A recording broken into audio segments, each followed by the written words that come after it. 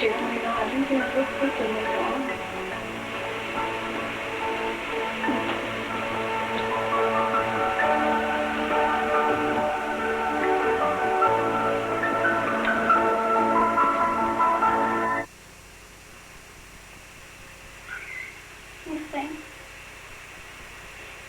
Nhà nói con cậu cũng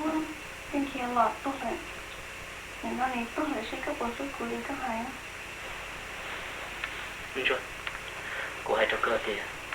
sau thông xe hai cho hòn đợt. Chết tên là cô dây tôi thì nên giờ. Cô hai to, cô như chùa lá có to. Cô hai to thì cô lúc có, cô như chùa lúc. Rồi về thế rồi, chùa có lần cho cô. Nhau quay luôn này. Nhà tuần đây nó cô mà chia được nó cho con là ít bộ chạy nhà của tụ thể cái có tăng trò chỉ mùi nó có thể cùng với sinh ra một lần rồi sau cái lúc cô chỉ sợ quá là từ lò là quay xin cho cô qua định ngủ sợ chỉ sợ quá là nó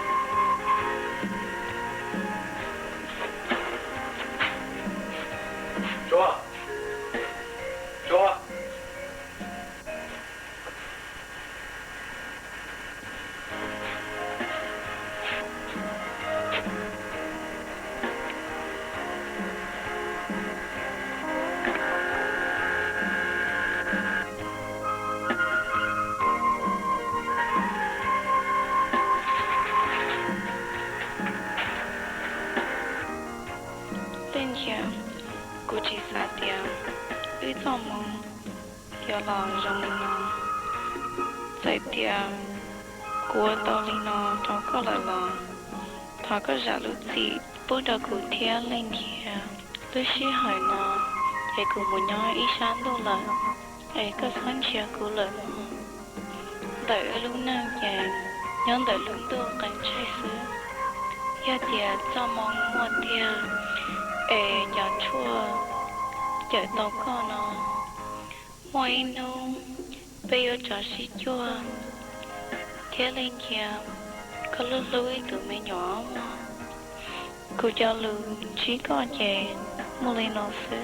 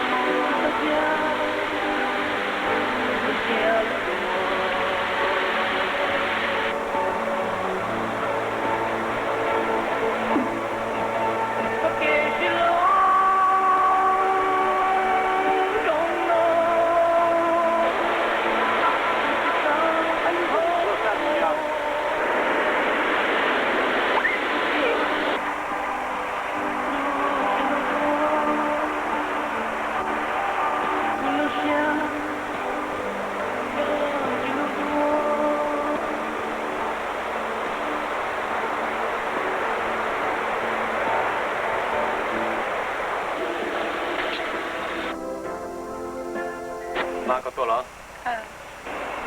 cha lúc nói chỉ bỏ nên nhau học trẻ thì chỉ bỏ có tôi một cái đá đi làm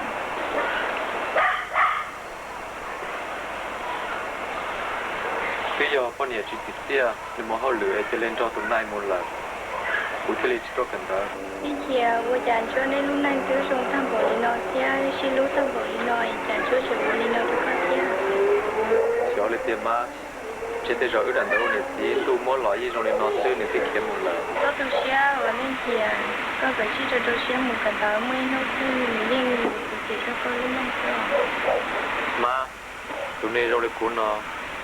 một cỡ loại gì chúng mong đi là thế chúng một cái chia sẻ là thì chỉ có chỉ có tự nhiên nó đấy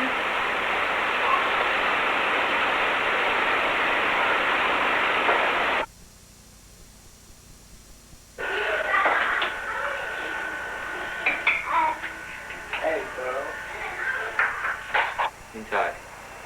nó mới chơi bà tụi khổng yên muốn à này còn đó họ là nhau cái sao họ bỏ được cái thì bà mình chơi hoa mì nữa